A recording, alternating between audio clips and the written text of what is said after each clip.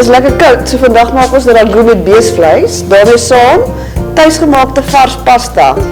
Al wat jy nodig het is 3 eiers en 300 gram meel. Kom wys jou. Maak 'n dammiekie in jou meel en voeg die eiers een vir een by.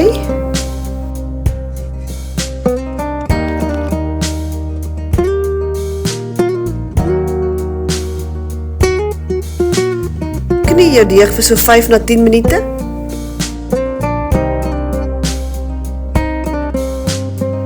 Sodra jy klaar is met jou deeg vir so 'n halfuur rus. Rol jou pasta uit met jou pasta masjien.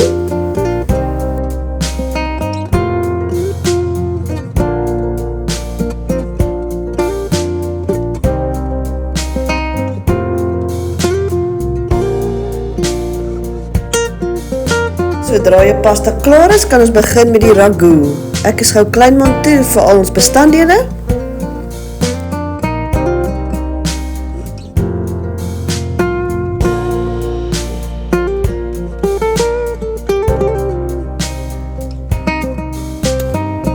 Begin deur jou vleis baie dun op te sny en stuk te braai in 'n baie warm pan met jou olie.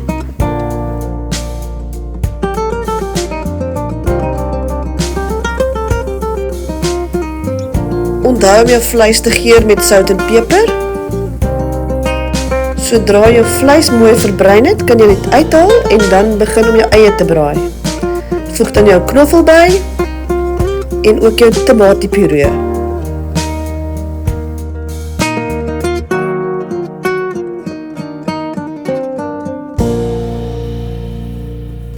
Sodra die eie mooi sag gebraai is, kan jy jou rooiwyn byvoeg. En ook jou 2 blikkies tamatie.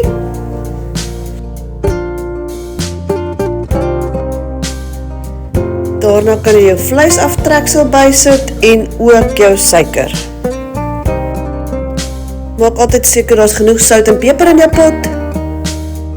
Die vleis gaan terug in die pot en nou gaan ons hom stadig kook vir so 2,5 ure. Daarna kan jy jou ertjies insit en jou basiliekruid en hom vir nog so 'n halfuur kook. Sodra die ragout reg is, kan ons die pasta kook vir so 7 minute.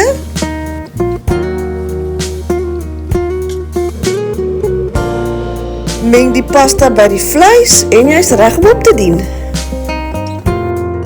Ek garneer die ragout met parmesaankaas en vars basiliekruid. Dis nou perfek vir wintersaand, 'n lekker ragout.